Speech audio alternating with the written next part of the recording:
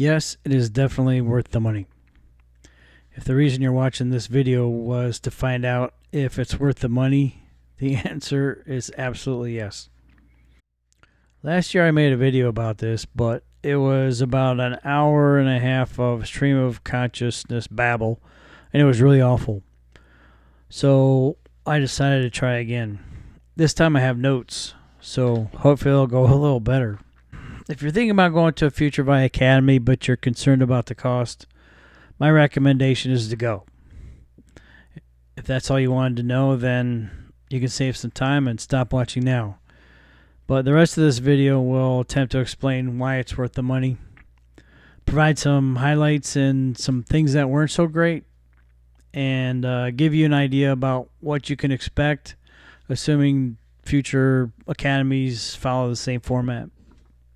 The academy went from Tuesday through Friday. Monday was January 1st, New Year's Day, so the first day was Tuesday, January 2nd. It was at the Omni Hotel in Orlando, Florida, which is a pretty nice hotel. They put us in a separate building away from the main building, which is probably a good idea. I live in Pompano Beach in South Florida, so I drove up to Orlando. That saved me the cost of a plane ticket. So a quick note about the food. It was buffet style, typical seminar food in those steel bins with the little burner underneath. It wasn't great. It's fine, but it's not that great. I ate almost every meal in the bar or in the restaurant. The food in the bar and the restaurant was great. And depending on where future ones are, what hotels, the food may not be that great. So if you have special dietary needs, you might want to think about bringing your own food or bringing some kind of snacks or something.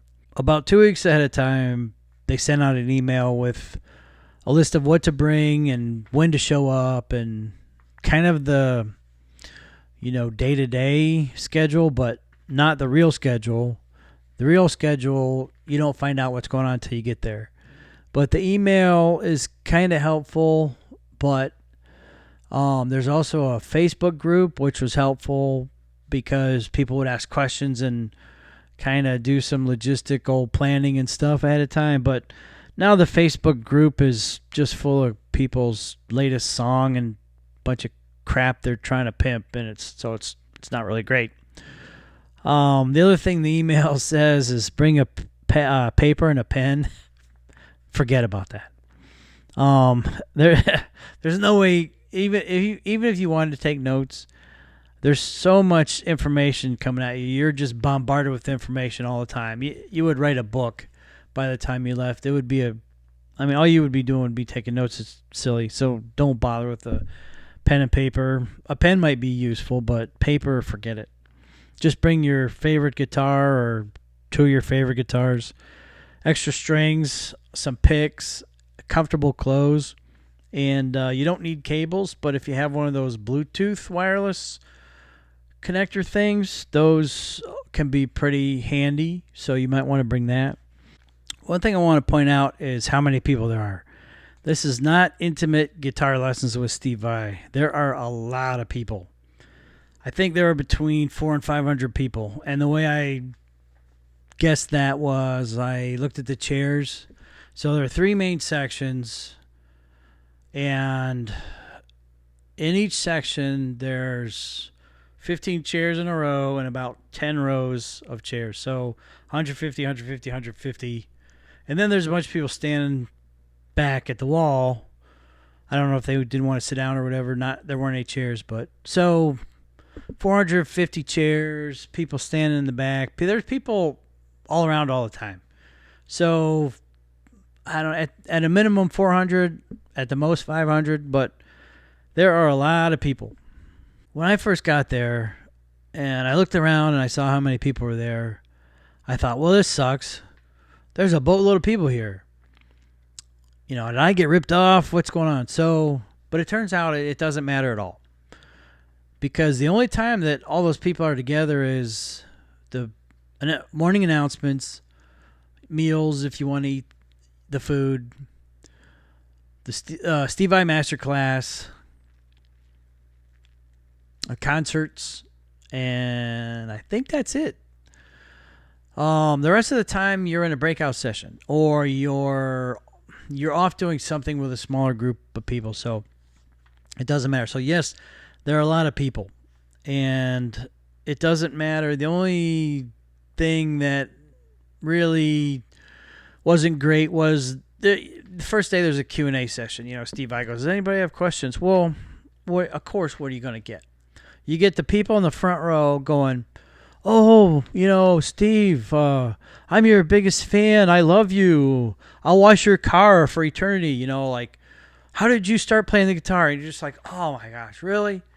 It's crap you can see on Wikipedia or YouTube if you want to know about that stuff. So, that's annoying. But, they're good at getting that stuff out of the way pretty quick. So, yes, there's a lot of people. It's not intimate guitar lessons with Steve Vai. If you think it's going to be that, don't go. Don't pay the money, because it's not.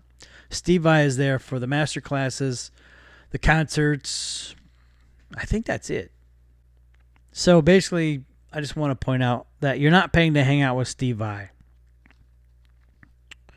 Now, there are people that'll chase after him in the hallways and between, when he's walking between buildings, they'll chase after him, and, there's a little swarm of people around him, anywhere from 3 to 8 people, but mostly they were young people. They were, teenagers, late teens, early 20s, but every time I saw him walking between buildings or going to some event, he was with his son and Billy, the MC guy. There were people around him, almost like, I'm not going to say a security detail, but if somebody was to get aggressive, I think they'd get bounced. So, there's people. He's somewhat protected, but I was just walking, like one time I was going to, it was the first session of the day, going to the announcements, and he was there and he was walking, and there were a bunch of people, oh, Steve, as you would expect. And he was super nice, super gracious. If people pay a bunch of money, they might think that they're entitled to that, but I would suggest you don't do that, and you might get your pass revoked, if you're a little too aggressive. But I didn't see anything like that. But I'm sure it happens. But if your motivation is hanging out with Steve Vai, don't waste your money. It's not going to happen. Basically, this is how everything was structured. So every day there's a Steve Vai master class. There's a concert with the band and the guest artists. And then there's the Jam with Steve thing, which I'll get into in detail. And then there's an evening concert. Sometimes there's 2 master classes in a day, which is great. The master classes are phenomenal. And so is the Jam with Steve thing. I really, in my previous video, I didn't emphasize how awesome the Jam with Steve thing is. It's awesome. But the thing about it was, at the time, it's kind of it's a big shock. The Jam with Steve thing is a shock. And so it wasn't until a few weeks later I had time to think about it that it really hit home as to how awesome that was. But at the time, it's like it happened so fast, and I don't know, but I go into that in detail later on. So every day there's at least one concert, and they're ridiculous. The band is incredible, and Steve Vai is incredible, obviously, but the sound was amazing. Like, how they got that place to sound so good, I don't know, because it's a big long rectangular room with concrete block walls and some crappy carpet, but they got it to sound amazing. So that was awesome. The concerts are incredible. They did Building the Church, and that was just awesome. And, kind of the standard songs you would think they're going to do. It was amazing. So the concerts are awesome. Because, it's a tiny venue. At the most, there's 500 people. How often do you get a chance to see Steve Vai in concert with 500 people? So the main events at this are the Steve Vai master classes, the concerts, jamming with Steve and the band, and the breakout sessions. Now, every day The schedule is posted and it has who's going to be where, which breakout sessions there are. Every room has a breakout session. And what I do is I just floated between breakout sessions. I would walk in, check it out, see if I liked it, and if I didn't, I would just leave immediately, go to another one. And because usually there's 5 breakout sessions that you would want to go to simultaneously, but you can't go to all of them. So you go check it out. You get your top 5 or whatever. You go check it out. If the first one sucks or it's not what you thought, you go to your second choice, and you keep doing that. And I would come and go because some of them were not my thing. Let's put it that way. Some of them were awesome. The awesome ones were Jordan Rudess gave multiple breakout sessions, and this guy that was insane. That guy is so incredibly talented. It's unbelievable. And every single session he did was phenomenal. Like, he could have been the only guy there doing breakout sessions, and it would have been worth the money. So if I ever get a chance to see him doing any kind of thing like this again, I'm going to go. Jordan Rudess is ridiculously talented. He's articulate. He's funny as hell. He knows tons of stuff about everything. Like, people were throwing these questions at him. It was crazy. Like, I don't know. That was great. That was incredible. I went to a session by a girl named Sarah Longfield. She's super talented. She does this amazing tapping stuff where she taps she basically just, her guitar's in front of her. She's just doing tapping like this with 4 fingers. She even uses her thumb sometimes. On each hand, she's doing this stuff. It's unbelievable. It was awesome. It was funny because she had a printout. And so you go in there, you sit down. They pass around her printouts. And she had tab. And she's like, we're going to learn a tapping thing today. And here's your tab. And so everybody's got the tab. And I'm looking at this thing. And it's like, there's no way. There's a zillion notes on this thing, right? And so we're just sitting there. And she's like, okay, first measure. She's just like, making it look so easy. She's just like, and I'm looking at this thing. I just start laughing. I'm like, there's no freaking way in hell. So, I'm sitting there and I have my guitar like this. And she's like, she specifically points to me. She goes, no, you got to push your guitar out.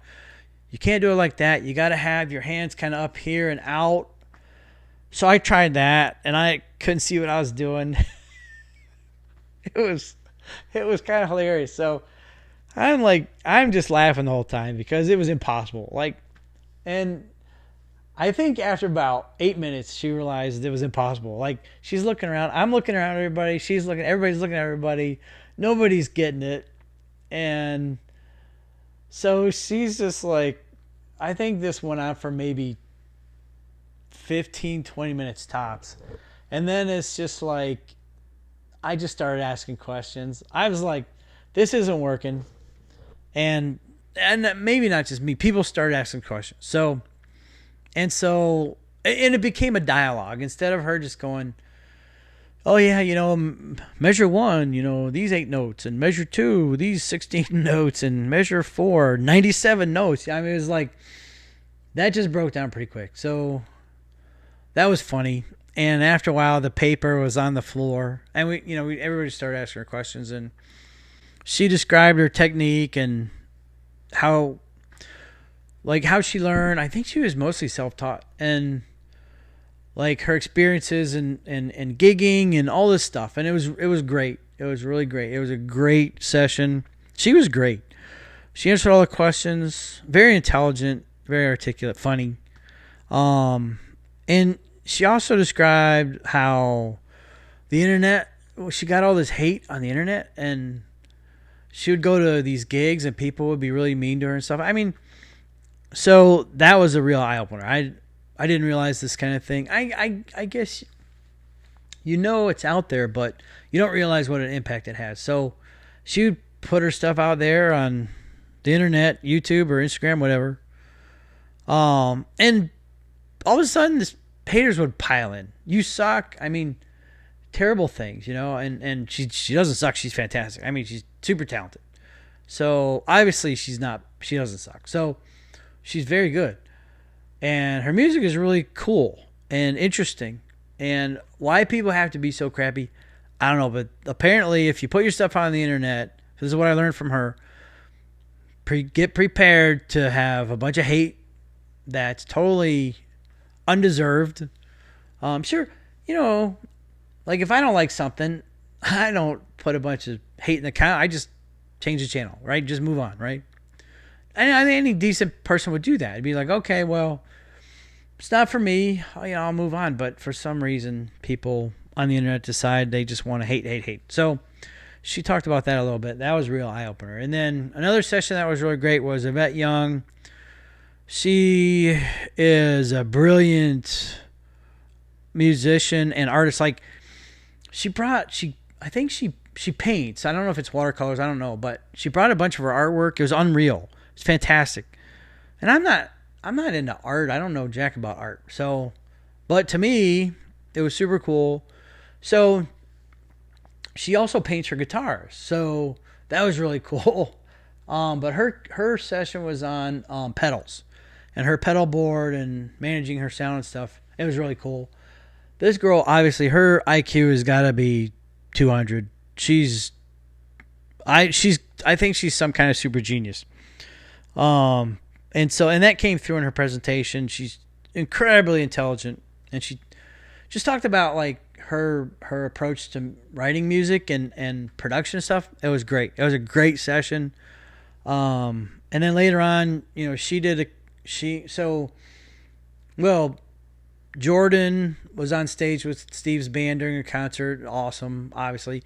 Sarah and Yvette were there later doing during the concert. That was fantastic. So, not only do you get to hear them and interact with them in the sessions and ask them questions, but you get to see them on stage performing with Steve Vai and his band. It was great. Another one of I can't say that one session was better than the other because they were different. It's apples and oranges, but they're all different. Like Jordan Rudess was phenomenal in his own way. And Sarah and Yvette, they were fantastic in their own way. And then the other one that I just loved was Doug MacArthur, Steve Vai's guitar tech. He gave, I think it was supposed to be an hour, but I think we kept him in there for like an hour and a half. And the stories he told, like the work that he does, like describing, I can't describe it. I can't put it into words. But he talks about what he does, every day before every show. Talks about he probably spent a half hour talking about the Hydra and all the maintenance he does on the Hydra. And I mean, it was unreal. And how he got the job originally. And it was awesome. Like anything you want to know about maintaining guitars or a professional, like he told stories about guitars would break. Steve would be playing, the guitar would break, not the strings, the guitar would break. So Steve would like toss it to him, and he'd toss another one in there. Steve would play that one, and then he would have to fix that guitar on the spot, and then to get it back into the show. I mean, it sounds like a ton of pressure. Obviously, strings break. Every single show, he restrings all the guitars. I mean, he polishes the frets. He basically reconditions every guitar before every show. It's just unbelievable. I could probably talk to that guy for 3 hours straight and not get bored. He's got so much knowledge. That was awesome. It was an awesome session. So those were the sessions that stand out, the breakout sessions that I really enjoyed, the ones that stand out. I'm sure there were others, but it's been over a year now, and I don't remember a lot of this stuff anymore. So I had to go back to the previous video for some of this information. The other thing I wanted to mention was there was a room set aside. It was a big room, and it was a Boss and Roland room. So This thing was sponsored by Boss or Roland or whoever the parent company is, Roland, where they brought in a bunch of their equipment, and it was awesome. I spent hours in this room, and there's a guy, Aaron. He was the rep for Roland or Boss, I don't remember. And he would answer your questions and show you the different gear. And I go into this. I have a video clip from the old video where I talk about this in detail. But the Roland room was insane. It was like a candy store for guitar players and musicians. It was awesome. So in addition to the Boss Roland room and the breakout sessions, every night after dinner and the concert, for those who aren't doing the Jamming with Steve thing, there are improv jam rooms. And the improv jam rooms were a total blast. There were a bunch of them. And I found one that I really, really liked. And I described that later on in this video with a clip from the old video. And so I go into great detail about that and how awesome that was. But that may have been the best part of the week. But it's hard to decide. But the thing about the jam rooms was I learned a ton in the jam rooms. I got a lot of experience in the jam room. So if you're interested in that, you can watch that part of the old video where I go into detail about that. Now, I'm going to address some of the things that weren't so great about the week. And really, I think there are three main categories of what wasn't so great. So for me, what I really wanted to see and to get information about was the business side, and there really wasn't much about the business side. So Steve Vai, in a masterclass, he talked about publishing, and that was great. And he told lots of funny stories. But Steve Vai was really funny, and he would say, really funny. And he would say really funny stuff. And I would be laughing, and like two other people would be laughing, but everybody else would just be sitting there like, I didn't know. They didn't get it. I don't know. They don't have any sense of humor, but he was really funny, and he was really entertaining. He told great stories. And so that was awesome. And now I totally forgot what I was. Oh, yeah. The not so great stuff. Okay, so I had wished that they went into the money aspect of it. How to make money, but it's really hard. That obviously it's all over YouTube. Everybody's talking about how do you make money, because there's no money in music anymore unless you're Sony. But so I would have liked to have got his take on money, on the financial side, like managing money. He talked a little tiny bit about some aspects of money. But I really wish he would have talked about his brand. He didn't spend any time talking about his brand, and that I was really interested about that. Like how he built up the brand, what he does to preserve the brand, because that can go south pretty quick. And so there really wasn't much discussion about that. So, and maybe that's another academy. Maybe there's somebody better to talk about that. I don't know, but I wish they had talked more about that. The other thing I wish that they had talked a little, or at least given some presentations on, was live sound, and just the process of getting things to sound good live. And maybe that's not that's what I wanted. So maybe that's not the right venue for that, but I would have loved if they had just had the sound guy give a class or a session and just talk about the sound, and what he does to get it sounding great. So that would have been awesome. The other thing that I hesitate to mention this, but okay, I think it really did have some impact. Negative impact was some of the presenters. They were young, and like I think they were kids who made some YouTube videos or whatever, and they got famous, and then they had this meteoric rise to fame, but they're not. Let's face it, they're not Fortune 500 CEOs talking to, shareholders and analysts about stock, giving the quarterly report, talking to the board. They're not doing, slideshow presentations. So some of the sessions were a little rough, let's say, bumpy. But that's not the fault of the presenter. I just think that they're just young people, and I just think they just didn't. Okay, let's contrast that with Jordan Rudess. Jordan Rudess every session was awesome, like super professional. It's hard to explain the difference. Like, you go into Jordan Rudess breakout session, he's got a list of like 10 things he's going to talk about. He's got an agenda laid out. He's like, boom, boom, boom, boom, boom. Everybody's got questions. He answers the questions.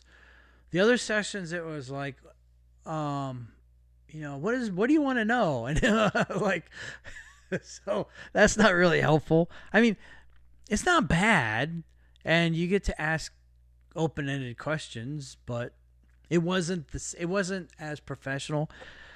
And that's why I don't, but it wasn't bad. And that's why I don't really want to bring it up as a criticism. But I do want to point that out, was the quality of the breakout sessions very drastically depending on which one you went to. And I addressed that in some of the old videos, which I'm going to include here after this. And so I think that's pretty much it for the summary of what the previous video should have addressed but possibly didn't, or did it in a pretty clumsy and awful, boring, painful way.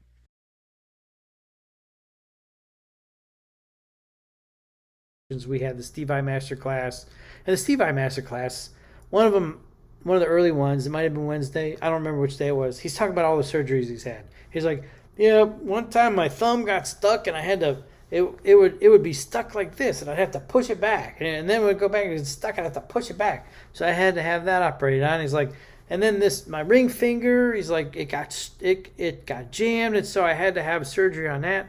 I had carpal tunnel. I had a shoulder operation. He's like just going, and so he's like, yeah, and so my ring finger, I got that operated on, and now I can't play these things like I used to, so I adapted and I do it this way now.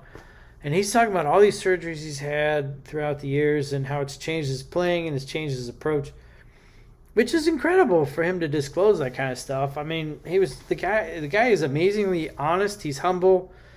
Now, I don't know the guy. Is it an act? I don't know. If it's an act, it's a great act. If he really is that patient and humble, then he's a fantastic human being, because he doesn't have to be, because he's freaking phenomenal. So, but he was so patient with people. And so he's like, he's like, let me show you who wants to come up and work with me. And so all these people raise their hand. I didn't raise my hand. I don't want to get up there. But this one guy, he's like, I'm looking for somebody who's, maybe you're thinking about writing some music. You don't have a lot of experience. You want to get into it, but you don't know how to start. And you haven't played in a lot of bands maybe, but you're just kind of starting out. And this guy's like, ooh, like, welcome back, Cotter. Ooh. And he's like, okay, come on up. And the guy sitting in front of me turns around to me and he goes, that guy is a professional musician. He's been in many bands. He has his own YouTube and Instagram channel, and he is not a beginner, and he does not belong up there. And I just cracking up laughing. And why that guy, how he knew that, I don't know, and why he thought to tell me was funny. There was a lot of things that happened like that during the week. People are funny. I met some funny people. And so this guy gets up there and he's like, okay, I want you to make up a melody. And so this guy plays like 4 notes, and Steve Vai's like, you can do better. I mean, he was really polite about it, but he's like, hey, you can do better. And so he plays like a 6-note melody, and Steve Vai's like, oh, that's good. He goes, now I want you to sing it for me. And this guy was just like, all the color just left his face, And so he's singing it, and not very well. And then all of a sudden, Steve Vai's like, oh, like this? And Steve Vai sings that melody perfectly. Like, sounded incredible. Steve Vai has a great voice. I mean, I always knew he could sing, but I didn't realize he could sing like that. So Steve Vai plays the melody and sings it at the same time. It was fantastic. And then he's like, okay, you do it. And the guy couldn't do it. He had lost it. And so Steve Vai kept asking him questions. And there were many moments where what I call these go to 11 moments, where Steve Vai would ask him, say, well, what about this? And the guy would just total deer in the headlights. And he would just not have anything to say. And it just reminded me of, Spinal Tap. Well, these go to 11. And that happened, and I felt bad for the guy. And that was kind of cringy and torture to watch it was like a half an hour that went on for. But actually, I think when they were done, Steve Vai had kind of put together like this cool little part based on what they had done together. And Steve Vai's like, I'm taking half the publishing on this. And the guy's like, fine. He's run off the stage. Fine, and that was the end of that. And so that was super cool. So there was a ton of stuff like that. And Steve Vai talked about like going back to the well time and time again to get nourished, with different ideas and stuff. And that right there is worth a ton of money. Like, if you're I'm trying to justify the price of this thing, right? If you're trying to put together, was it worth it? Was it worth all the money? Yes, it was worth the money. Absolutely, it was worth the money. Tuesday, you're not thinking it's worth the money. Wednesday, you're not thinking it's worth the money. By Thursday, you're probably starting to think, yeah, it's really worth the money. And by Friday, if you don't think it's worth the money, then it's probably you. It's not the Academy. There's so much knowledge to be gained at this thing. It's unbelievable. There was the room that was the boss and the rolling room. Holy cow. It was like a playground for guitar players. So the boss rep, his name's Aaron, great guy. Awesome guy.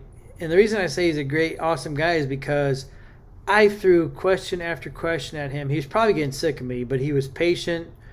And he answered all my questions. And I have a Katana amp, and I didn't realize he showed me how to dial in the Katana to get basically.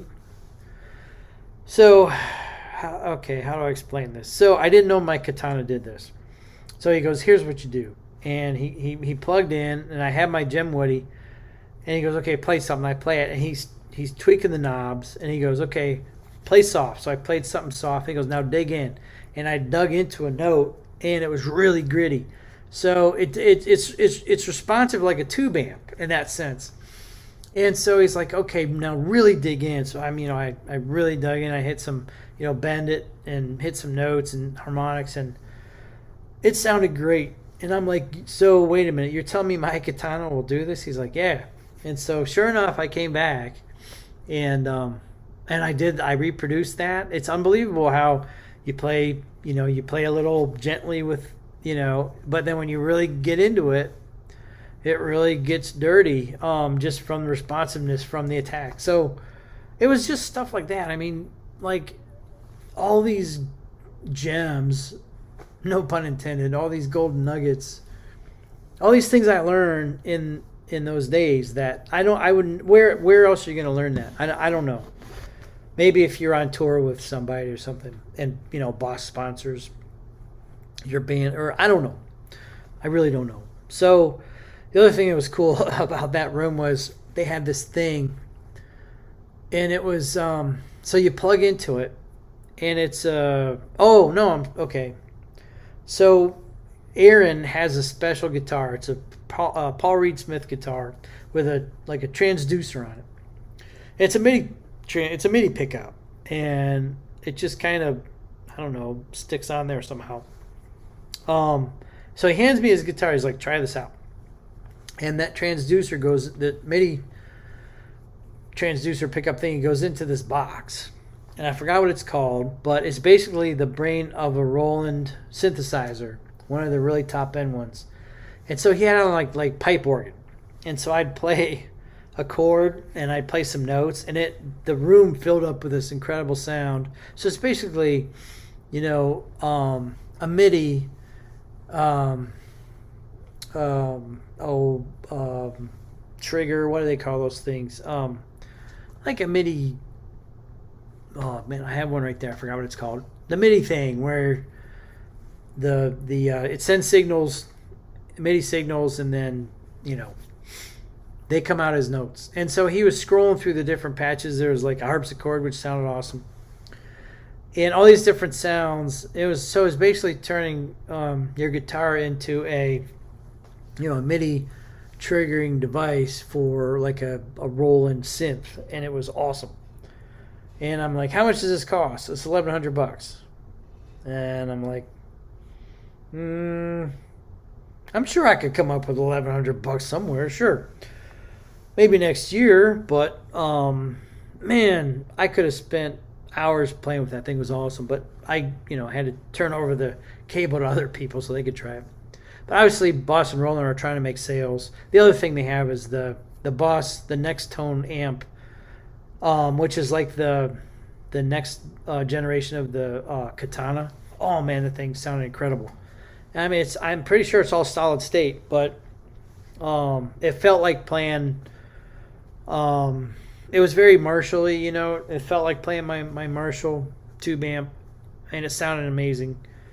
So there was that, and just a number of us guys would go into that room and just turn it up and just jam. Oh, and the other thing was they had the same drum set, the same Roland TD drum set that I have, not here in Florida, the one I have in Ohio, which is like the one I have here kind of sucks. Hold on a minute. Okay. Yeah, the one I have here is the TD07. It's all right. The snare drum sucks. But the one I have in Ohio, in our condo there, is the TD27. It's got the Super Breen. The snare drum is incredible. It's it's a big 14-inch snare, super responsive, multiple zones. They had one of those with a double bass pedal, and I've never used a double bass pedal. So I just sat down and I started just playing a beat, and I was going to town with that double bass pedal. And soon we had a jam going. So the other guys that were in the room trying out the different Boss gear, they started playing. And they started kind of syncing up with each other. I was playing the drums. I've never played the drums in a live setting before. I've only played, with headphones on, listening to music. And I was pretty good. So I was very happy with that. I was keeping a beat. I was doing some fills.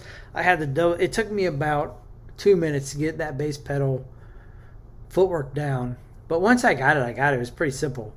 And that was a blast, and it sounded great. So that was really, really, really fun. I got to play the drums while these other dudes were jamming. And then I got up from that, and I did some jamming. And there was one point where I had my Jim Woody, which I sold, by the way. I just sold the Jim Woody today to a guy in Michigan. So I just shipped it out. I hope he's happy with that. It's a great guitar. But I have too many guitars, so, something's got to give.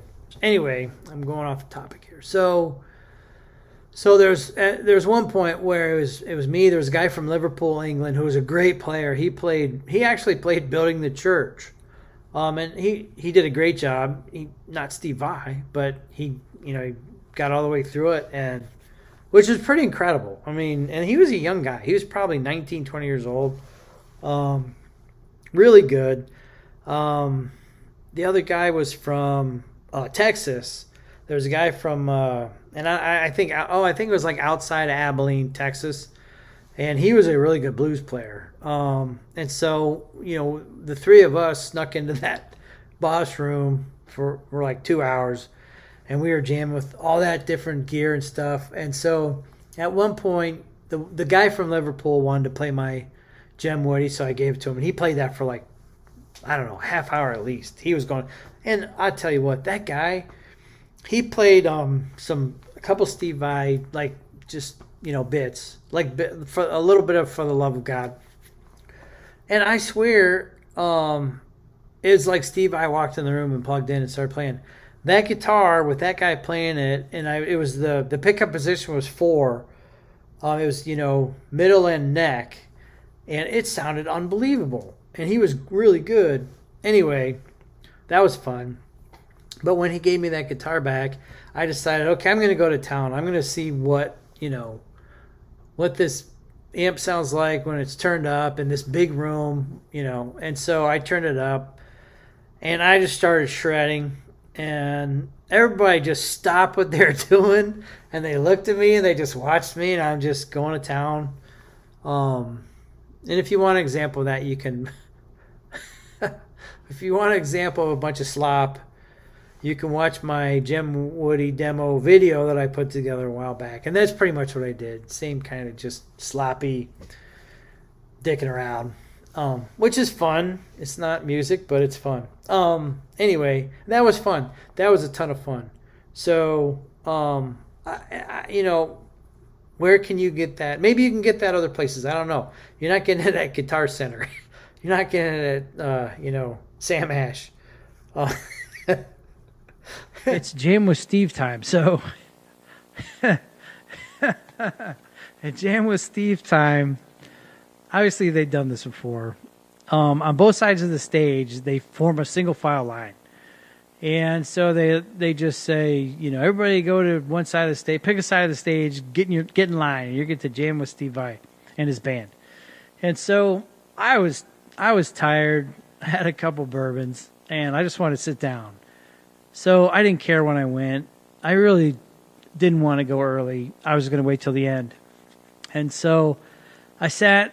So let me explain this. There's the stage like this, and then like the back of the stage, and then all the seats are out here.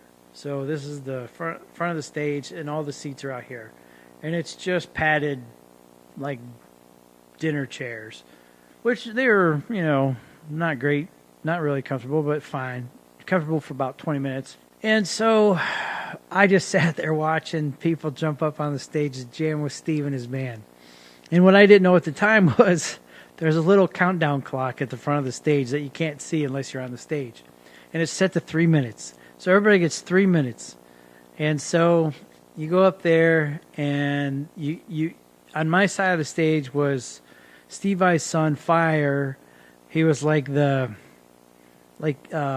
I suppose the guy that when if you're in the army ranger, you're jumping out of a plane, there's a guy that's like, go, go, go. That's what Fire Vai did. He would wait, and then the other, the guy would get off, and then he'd be like, okay, you go, and then he'd give you the cable, and you'd plug in, you run up there.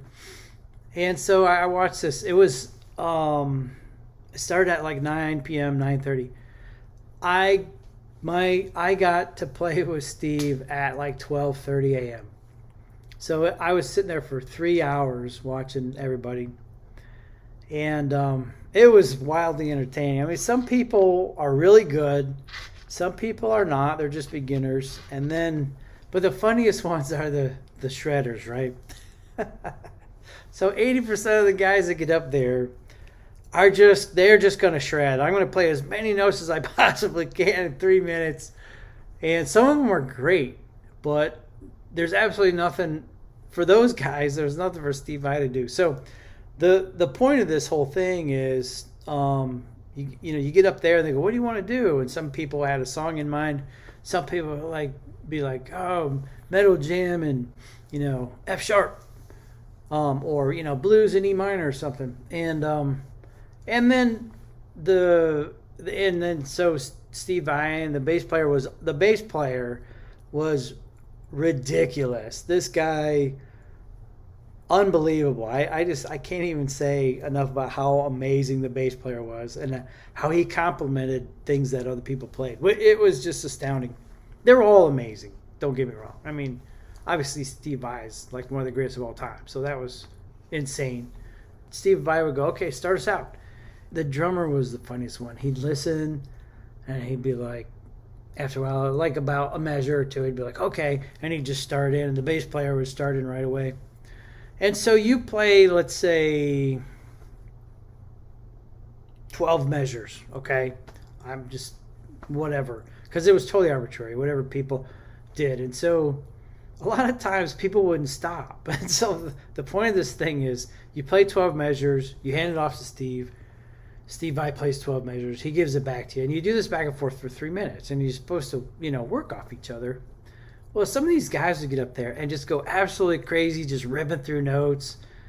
And a minute would go by, and Steve Vai would just stand there patiently, like, what am I doing here?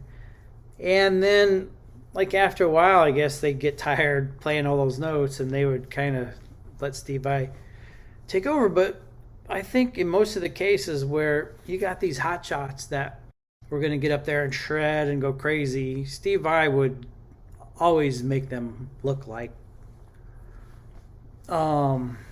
crap. I mean, he would just put them to shame, right? And so there were young people, old people. It didn't matter. But the shredders were the most entertaining. There was one guy, he had no sense of timing. Like, so he gets up there and Steve Vai's like, okay, start us out. And he starts playing this thing. And it was pretty cool. I mean, he was kind of going to town. And so after about 2 measures, the bass, or the drummer is he's hitting the bass drum, trying to figure out where the tempo is and where what's the groove, where's the beat. And this guy was all over the map. And you can tell the drummer's getting frustrated. And this is we're 30, 40 seconds into this 3 minutes now. And the drummer just goes, pick a tempo, dude. This guy could not. And so the guy kind of stops. He's like, oh. And he could not keep time at all. So the drummer just starts playing something that he thought. It was kind of speed metal-ish, I guess. And this guy could not lock on to anything. He couldn't lock on to one. I mean, it was just... I mean, he could play some notes. But, man, there was no timing whatsoever. So that was wildly entertaining. And it went on like that for 3 minutes. And that was a total shit show. But it was fun to watch. And then after the 3 minutes is up, they're like, okay, 3 minutes is up. Get out of here, pal. So he gets off stage. And everybody that was done, everybody applauded. I mean, everybody clapped. And some people got tremendous applause. Some people were amazing. There was this kid there. I don't know. He must have been 12, 13. He played left-handed. And he played for the love of God, and he nailed it. He played a number of Steve Vai tunes that were just unbelievable. He was great. If you're into playing like Steve Vai, he was great. And so, getting to my 3 minutes. So I get up there. I'm second to last. There's like 4 people left in the seats, which is perfect for me. Everybody left. It's 12:30, maybe 12:45 a.m. I don't know. It was very late. We were exhausted. The band was exhausted. Steve Vai looked like he was falling asleep on his feet, but he was so gracious and so patient. So I had no expectations. I had nothing I wanted to do. I wanted to do something simple. Here's what my goal was. I was going to get on stage and I was going to tee it up so Steve Vai could knock it out of the park. That was my intention. So I get up there and he goes, what do you want to do? I go, something simple in G. And he goes, okay, start us out. And I started playing just like a little, just a G major little like chord strumming pattern. And the bass player goes, what's the groove? Is it like this? And he started playing. I go, yeah, that's it. I had no freaking idea. I was like, yeah, that's perfect. And he went to town. He just starts going to town. The drummer's like, I got it. Boom, the drummer starts in. I'm just playing this little like rhythm part and just like, some grace accent notes and stuff. And I'm basically waiting for Steve Vai to jump in and crush it. And he's looking at me like, okay, what else? And so he realized that that's all I was going to do. And he starts playing this incredible stuff. Melodic. It was just beautiful. And that's all I cared about. I just want to listen to him play. And then he plays his thing and he looks at me and I'm like, ah. So I played some crap and I'm sure it sucked. I mean, I barely remember. I remember since it's G minor or G major, I thought, I'll just kind of stick to some, just G major scale, simple stuff. And I had never done anything like this before, especially not with somebody like Steve Vai, obviously. So I just start playing some little notes, things like fifths and fourths and stuff, some intervals, just basic, simple notes. I wasn't playing any licks or anything. I was just playing notes. And so, which I think, judging by the look on Steve Vai's face, he was kind of profoundly disappointed with that. And then I played my thing, and I looked at him, and he's like, "Okay, my turn." And so, and that was fine. And he played more great stuff. And after that, it goes back to me, and I'm playing my simple stuff. He's having none of that. He tries to draw me out, and he starts playing along with me in harmony. I was just like, "Oh my gosh!" So because I was playing simple lines, and he starts playing in harmony, and he's looking at me, and I could hear it, and I caught on. I'm like, "Oh boy." Well, panic kind of sets in. So I'm like trying not to freeze up. And I'm like, look, I paid a bunch of money to be here. I'm a minute and 20 seconds into this thing. I might as well just, who cares? If it sounds like crap, I don't care. So I started playing some crap, and he was playing off me. And there were times when we were in lockstep, and we were perfectly synchronized. And he played a note, and I played the lower fourth, and I thought, wow, that sounds really good. And he started going just gradually up the scale, and I did it, and we stayed in sync, and it sounded really cool for about, I don't know, probably 12 seconds, right?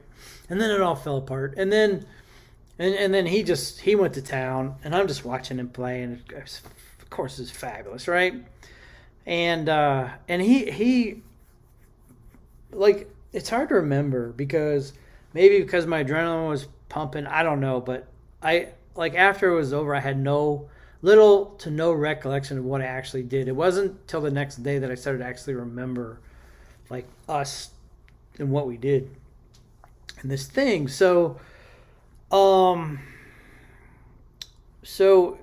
we kind of get done in a flourish. I'm looking at the little countdown thing because I didn't want to be the one. Some of these guys went over. They kept playing, and they basically had to kick them off. And the drummer would just keep doing these, like, boom, boom, boom, boom, boom, shh.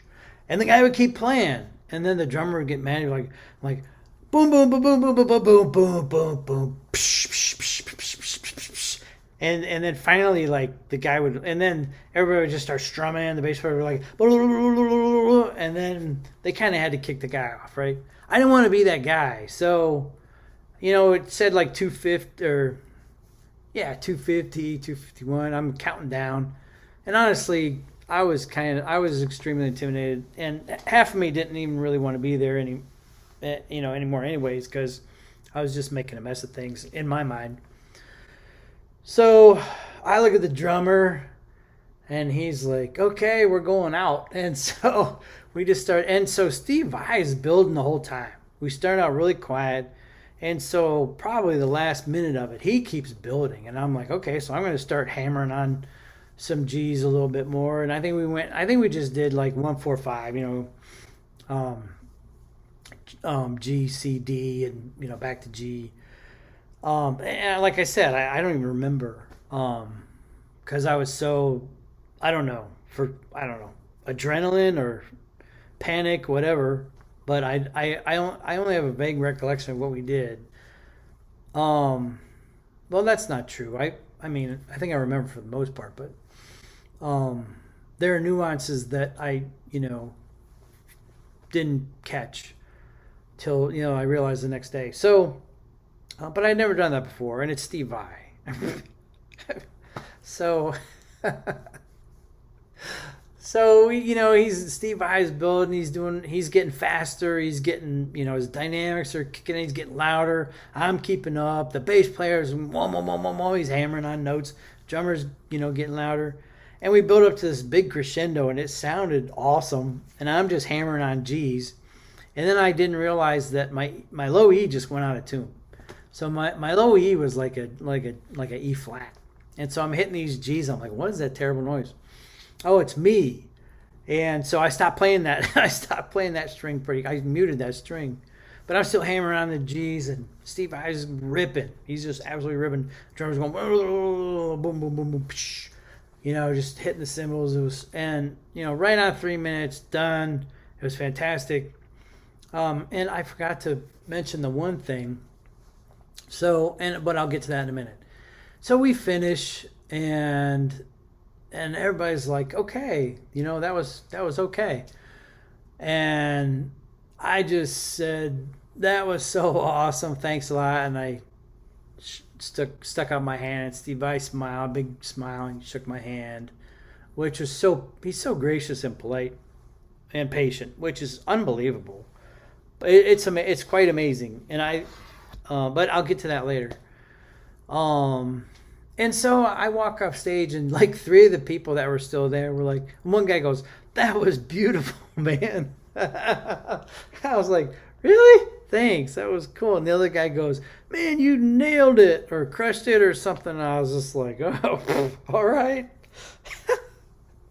So that was really cool. But I forgot to mention the other thing. So I get up on the stage, and Steve Vai's son hands me the cable. I plug it in.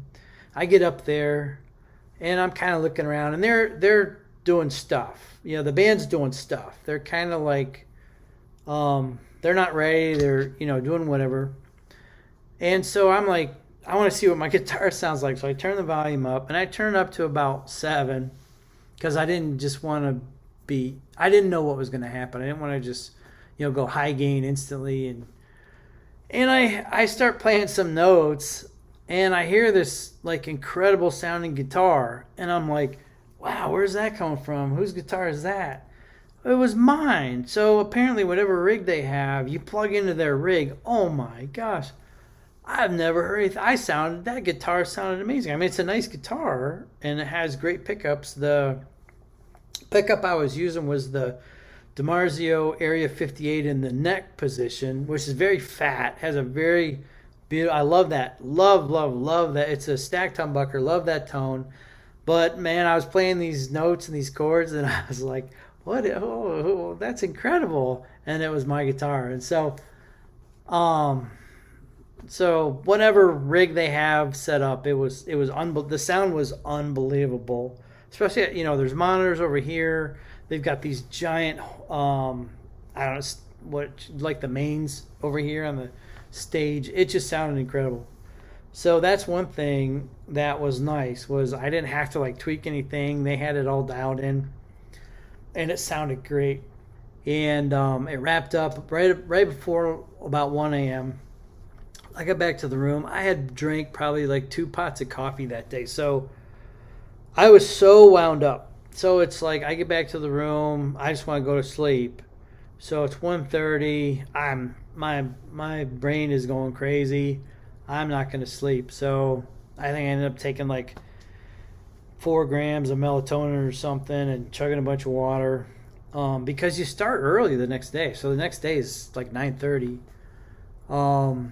So my takeaway from this Jamming with Steve Vai thing is, whatever happened the rest of so that was Tuesday. Whatever happened Wednesday, Thursday, Friday, it doesn't matter, because those 3 minutes are worth every penny. I don't care. He could charge 10 grand for that, and it'd still be worth it, because just being that close to a legend and just seeing what he's got and interacting with one of the greatest guitar masters of all time. It was worth every penny just for that right there. And then you've got the rest of the week. Like right? The end of the hall, there was another one, all improv jam with Dave Weiner. And so I'm like, okay, this one looks cool. I didn't know who Dave Weiner was.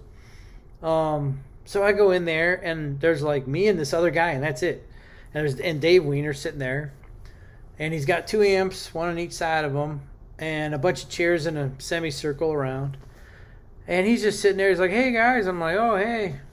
And so I sit down on the one side, the other guy sits down on the other side. I plug my cable in, and I grab my guitar, plug my cable in, and that guy, he had a little wireless thing, so he plugged in the wireless Bluetooth wireless thing. And so Dave Weiner has all these backing tracks. He's like, hey, we're going to start out with a backing track. It's a blues in A minor, so we're just going to alternate. When I look at you, it's your turn. You'll do 12 bars, and then, you'll shift over to the other guy, and then pass your cable to the next guy. So I'm like, okay, cool. So I had never done anything like this before. I mean,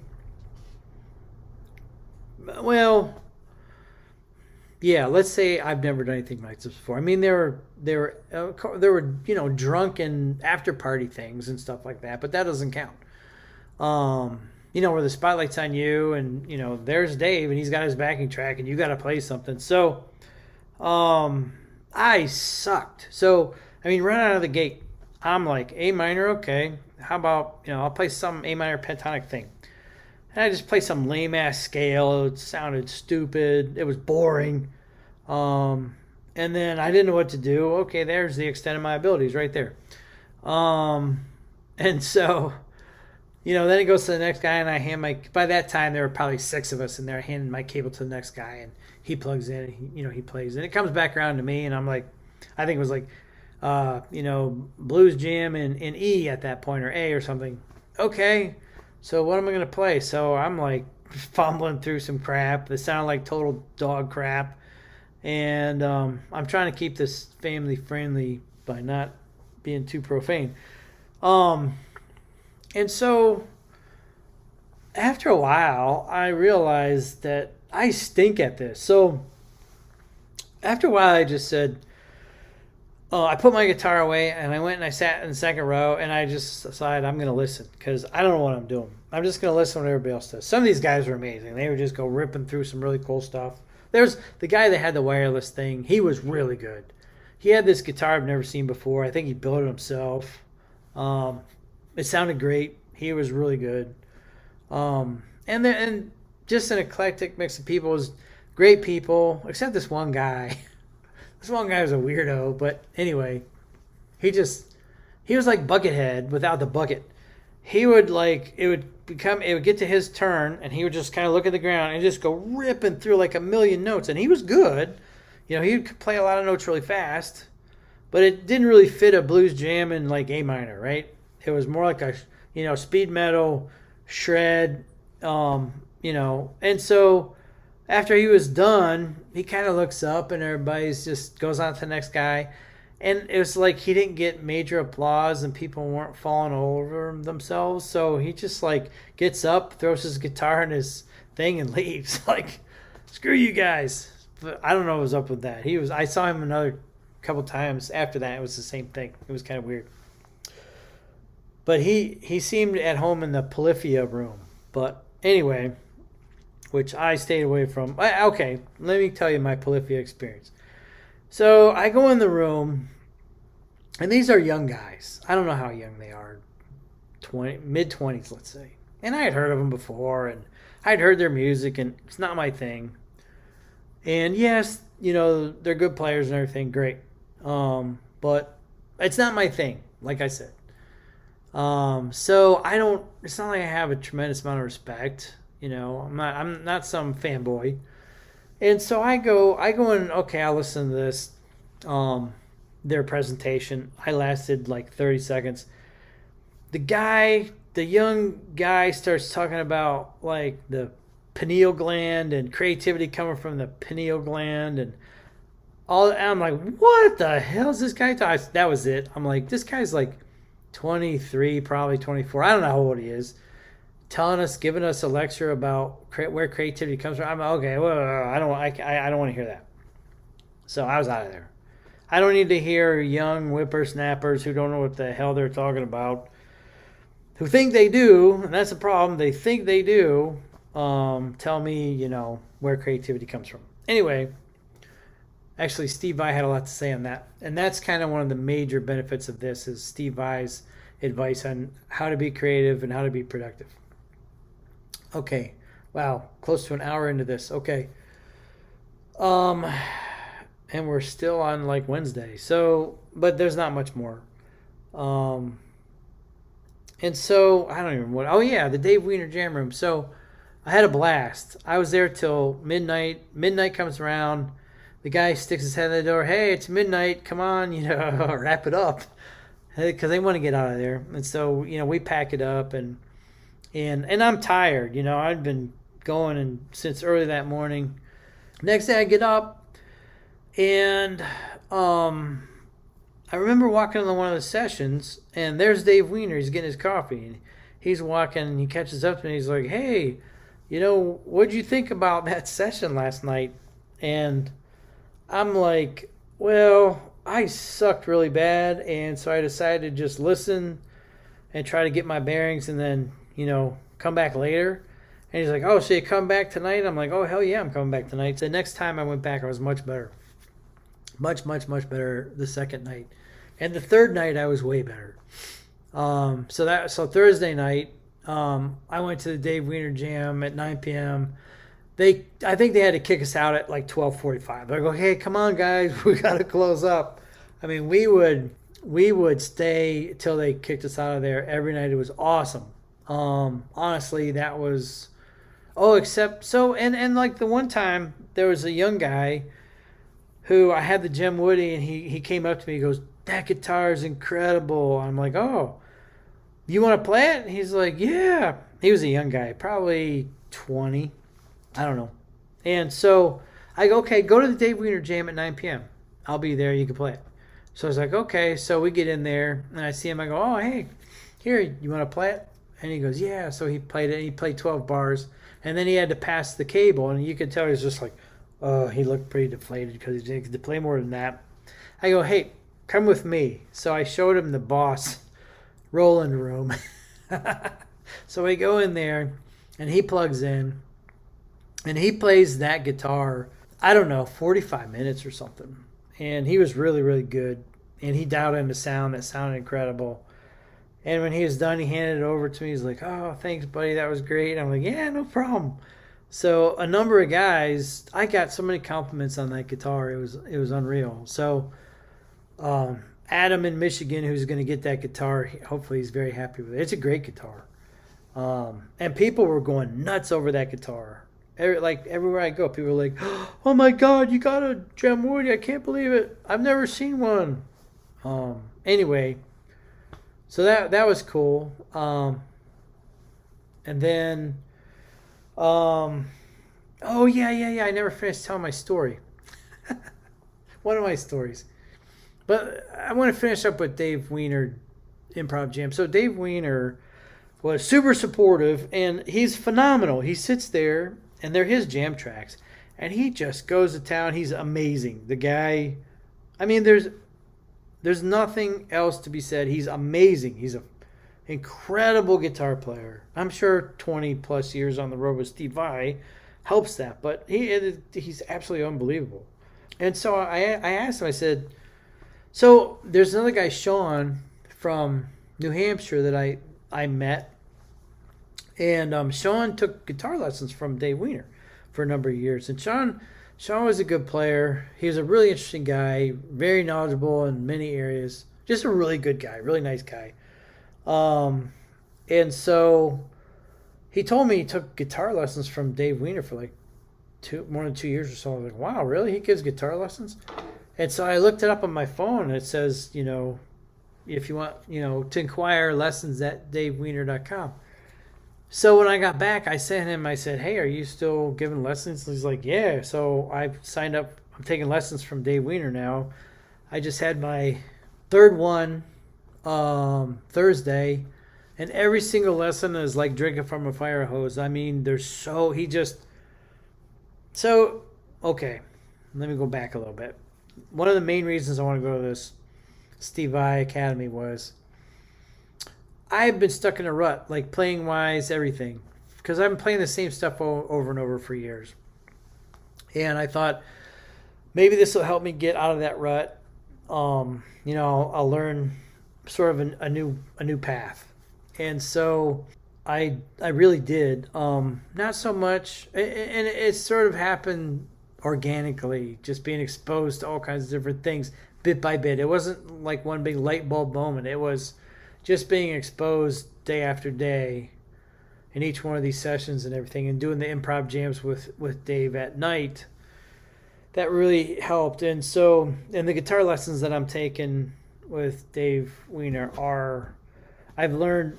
So I told him it's like I've got this puzzle in front of me, and there's a whole bunch of pieces missing. And so every one of these guitar lessons, he's just dropping pieces of the puzzle in place, and it's really completing the puzzle. So areas that I was weak in and I don't know things about, we started with that. And we do it every 2 weeks, but there's really more than 2 weeks worth of stuff in every lesson that I don't have. By the time the next one rolls around, I don't have. I could spend 3 months practicing the stuff that he teaches me in that hour. I mean, it's tons of information, but it's inspiring and it's energizing and it's opened the doors up for my playing and my writing. So that's great. I mean, you can't put a price tag. I mean, maybe you can. Maybe there's a price tag you can put in there, but that's what made this event worth the money. Was all these things that you add up together. So one other thing I want to talk about, which I didn't really address much in the videos, was the guitar lessons that I took with Dave Weiner.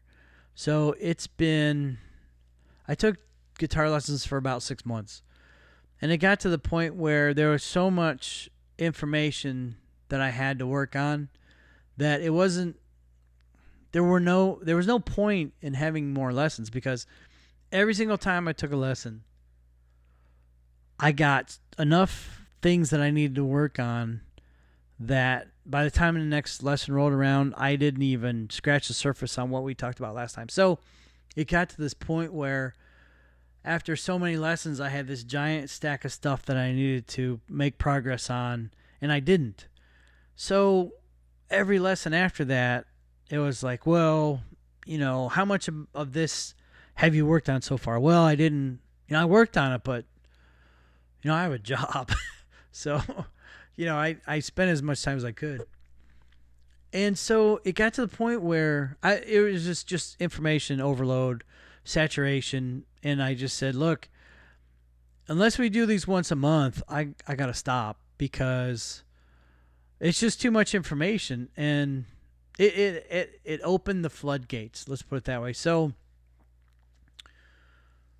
as I talked about in the previous video, the reason I went to the Vai Academy was I got stuck in this rut with my playing and with everything musically.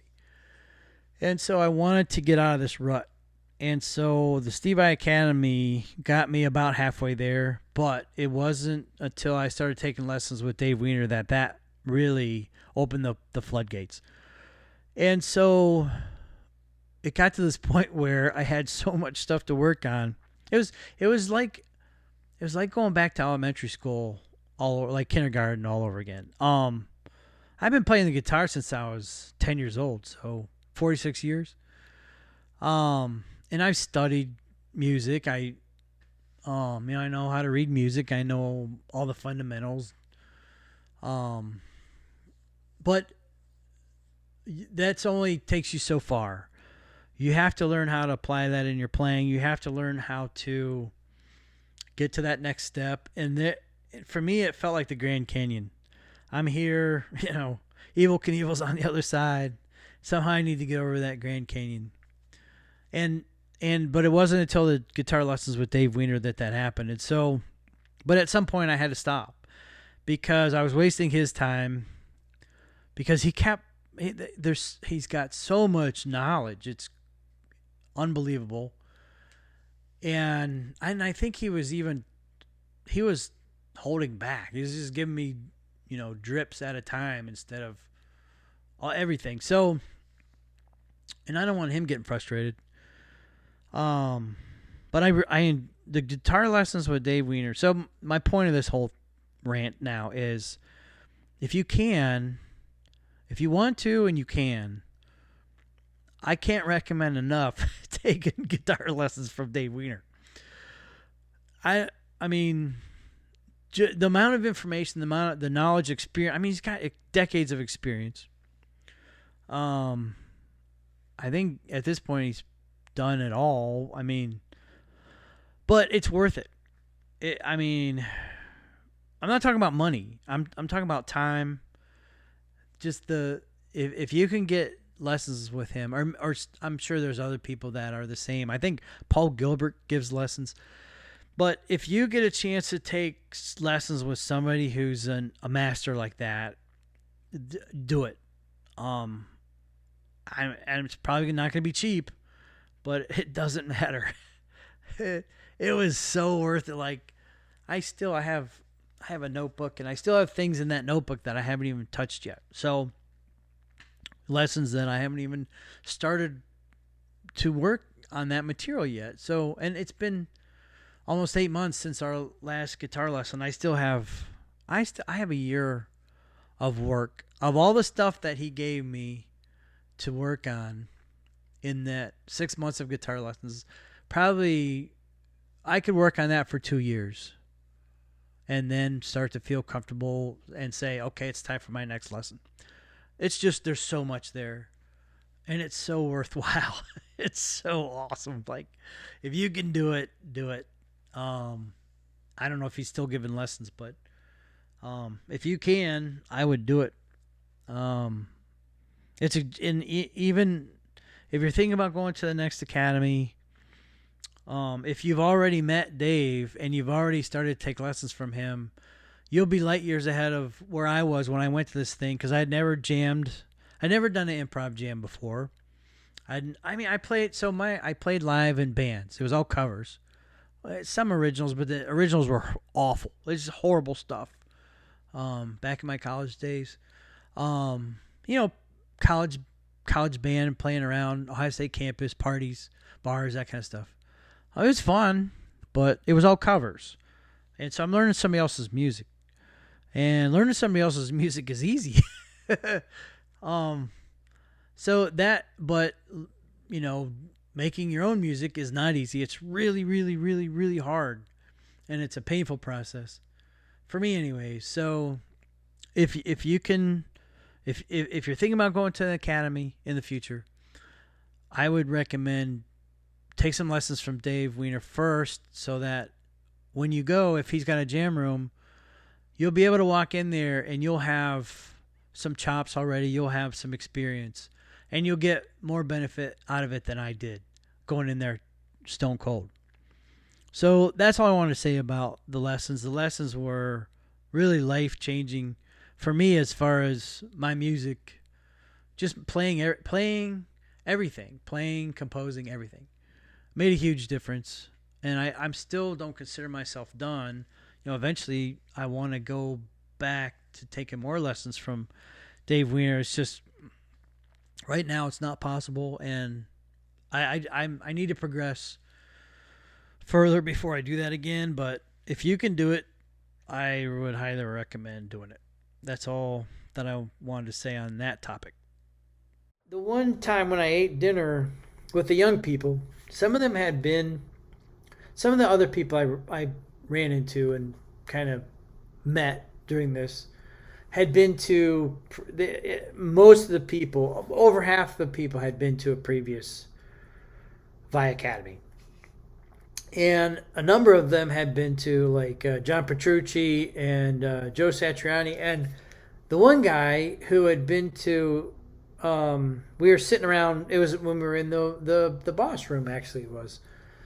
And he goes, Steve Vai, like, to get up on stage and jam with him, he goes, John Petrucci didn't do that. Joe Satriani didn't do that. And they're, like, saying that, like, Steve Vai does, like, his was so much better than those other ones. They're like, yeah, John Petrucci's was good, but he just sat there and he, like, just talked at you the whole time and gave his lecture, and then he's like, okay, I'm out of here, see ya. And so they're like, yeah, that was pretty cool, but it wasn't like they said the Steve Vai Academy was like way, way better than the other ones. Now that's just, I don't know that. I don't have evidence that that's true. It's just what these guys told me. So, but I would still love to, I'd still love to be talked at by John Petrucci for like 3 hours. Tell him, just watch him play. That's fine with me. And Satriani is obviously a monster. So it's just things like that. So is it worth the money? So just in conclusion, is it worth the money? Yes, emphatically yes. It's worth the money.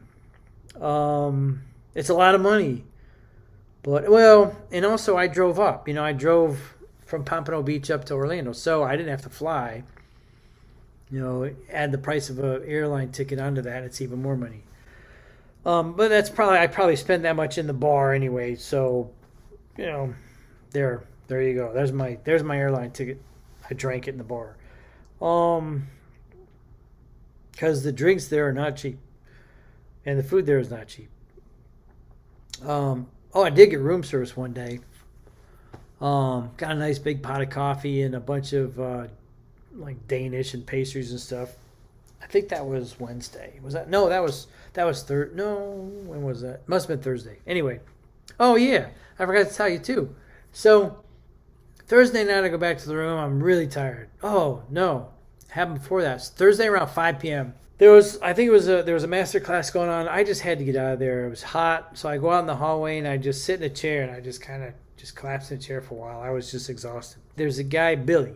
Billy's the guy that like is the MC, and he gets out on stage and he's like, presenting Steve Vai or whatever he does. He makes all the announcements and everything. So Billy goes walking by. He's like, hey, you're not allowed to take a nap at Steve Vai Academy or whatever. And I laughed. I'm like, I'm not taking a nap. I think I probably could have.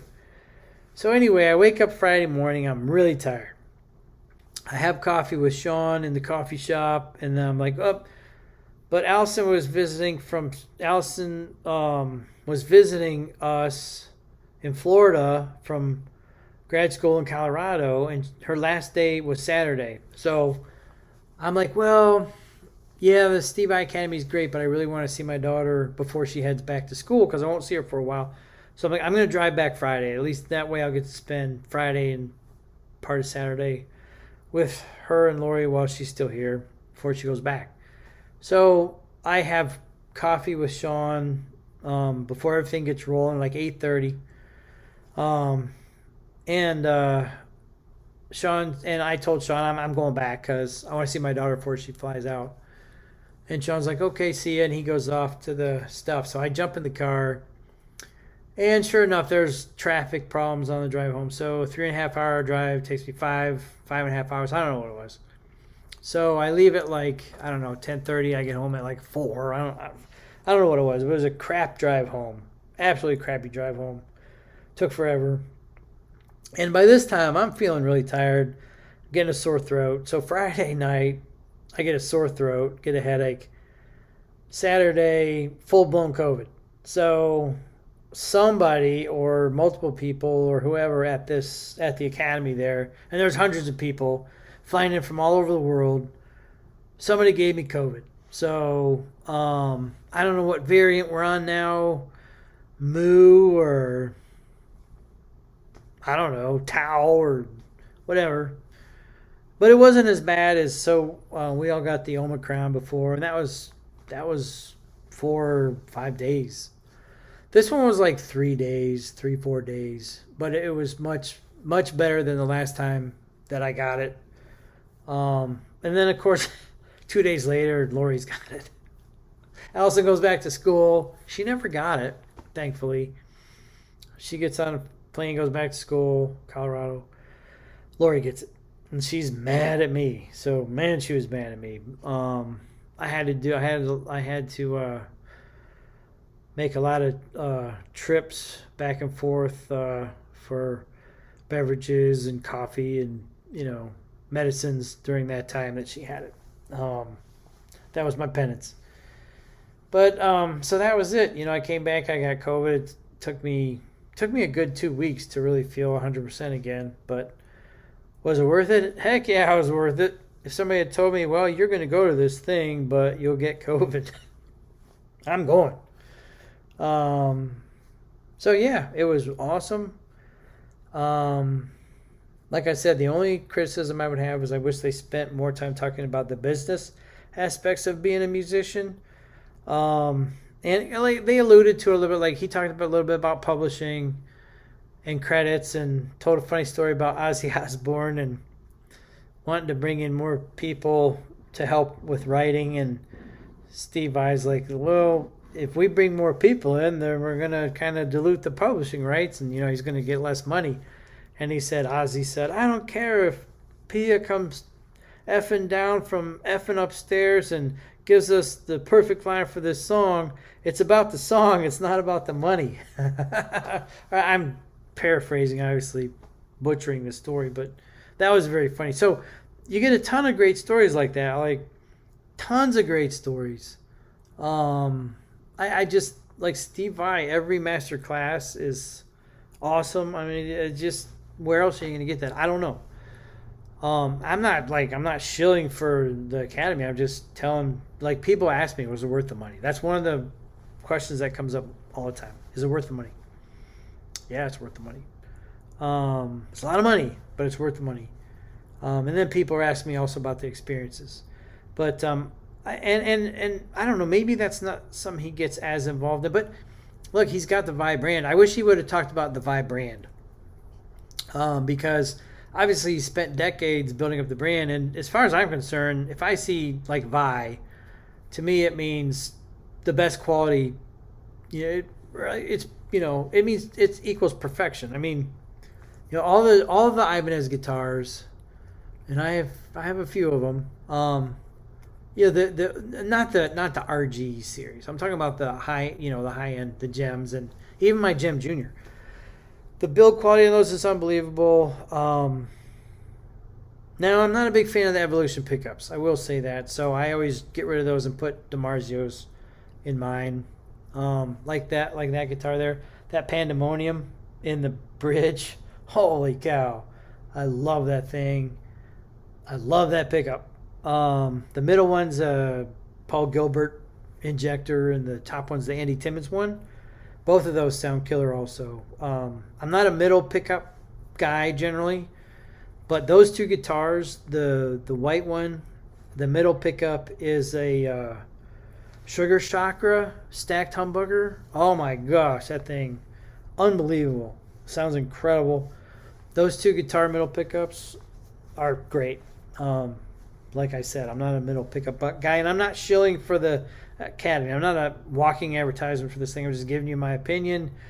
So when Vai Academy 8 comes around, if you're considering it, I'm just telling you that if the price goes up to $5,000, $6,000, $7,000, okay, that's a little tough. But you're just not going to get those experiences. I just don't know how you're going to get that anywhere else. Maybe you can. I don't know. Maybe you can for less money. I don't know. But just every day, it's just like, but you don't realize it at the time. That's the other thing, is it isn't until later. It's not until I got home and I thought about it weeks later, days later, what actually happened. And you just remember these little bits and pieces that were so unique and valuable, precious. So, if you take that whole thing into consideration, the experience of it, what you learn, what you get to do, like the improv jams are a blast. Well, okay, I don't know about the other ones, but the Dave Weiner jam room was phenomenal. I think it's because Dave Weiner is patient. He's a phenomenal player. I mean, utterly incredible player. But he's patient, and he's willing to share his knowledge. Like, you can ask him a question, and he's like, oh, yeah, he'll tell you. Like, I don't know if he's giving away secrets or something, but I don't think so. But, hey, I mean, he's totally supportive. And, like, I butchered notes, all over the place. But he didn't say, dude, you suck. Which he could have, and he would have been right. But when you do well, he's also very positive. He's like, wow, that was really good. So there's positive reinforcement. There's not really any negative reinforcement. It was great. The experience overall was great. Would I do it again? I don't know. I don't know if I'd do it again. Because it's intense. I mean, it's 9:30 in the morning till after midnight if you want to go that long every day. A lot of coffee. I don't know what, but some definitely nicotine and caffeine for me to get to get through it and to keep me awake. But it was great. really, overall, it was great. I think that's about it. I don't. If there's anything else to say, I'll just tack it on to the end of this later. But hopefully that helps if you're considering going or if you want to know what it was like. And that's it. I'm going to wrap this up.